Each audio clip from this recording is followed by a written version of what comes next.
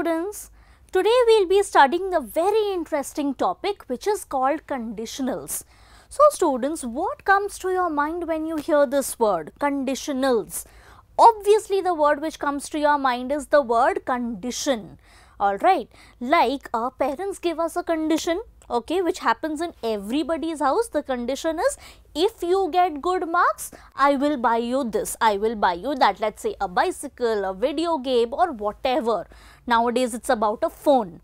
Alright, so that is a condition which our parents give us.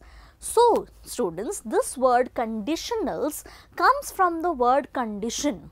Alright, so in today's lecture we will see how we use different types of conditions in our day-to-day lives. Alright, so first and foremost we will look at the definition of conditionals. A conditional sentence is one in which one thing is dependent on the another. Alright, one thing depends on the other.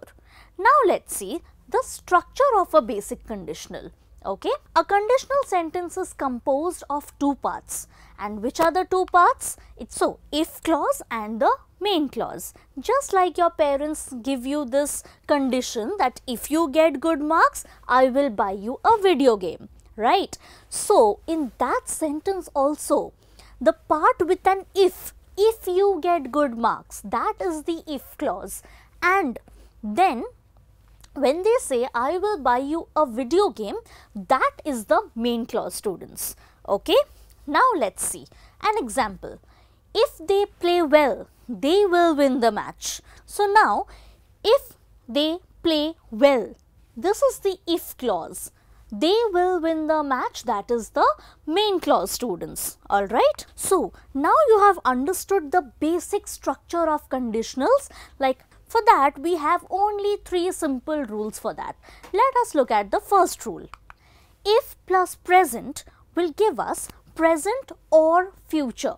Okay, now you might have not understood the meaning of this. Let me explain.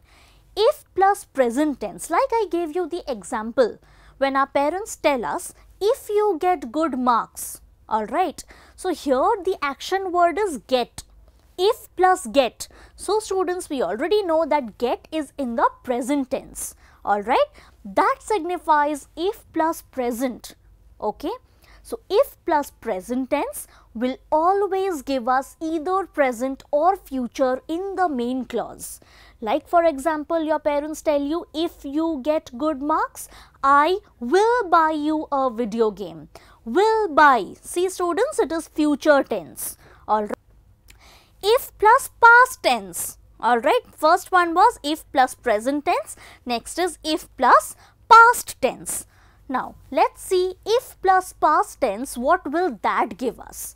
That will give us would plus the bare infinitive. Now, you might ask, what is a bare infinitive? It is the base verb. Okay, it's just the base verb, the first form of the verb. Like you studied in your lower grades, V1, V2, V3, it is V1, the base verb. For example, eat, play, hop, skip, walk, jump, run. All these are the first forms of the verbs. Alright, if plus past perfect. Now you might ask that, ma'am, there are only three tenses, present, past and future. How did this past perfect come into the picture? Okay, we do not have the future tense in the if clause. Okay, we do not use the future tense in the if clause, we use past perfect. Now, what is the difference between past and past perfect? Let me explain. Past tense is just V2, the second form of the verb, and past perfect is whenever you add the word had before it.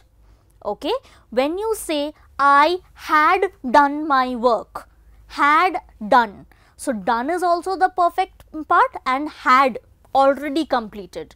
So, whenever you have the word had just before V2, it becomes past perfect. That is the difference. In the past tense, you only have the verb in the past tense, and in past perfect, you have the word had before it. Alright. So, if plus past perfect gives us in the main clause, it gives us would plus have plus past participle. Now you might say, now you explain what is past perfect, what is past participle then. So students, if I ask you what is the past tense of write, you would say wrote. But what is the past participle of write? It is written. Okay, so it's write, wrote and written. Okay, just like the word eat. What is the past tense of eat? It is ate. And what is the past participle of ate? It is eaten. Okay children, let's see. So if plus past perfect gives us the word would. We have to write the word would, we have to write the word have, and then we just add the past participle form, V3 form of the verb. Thank you.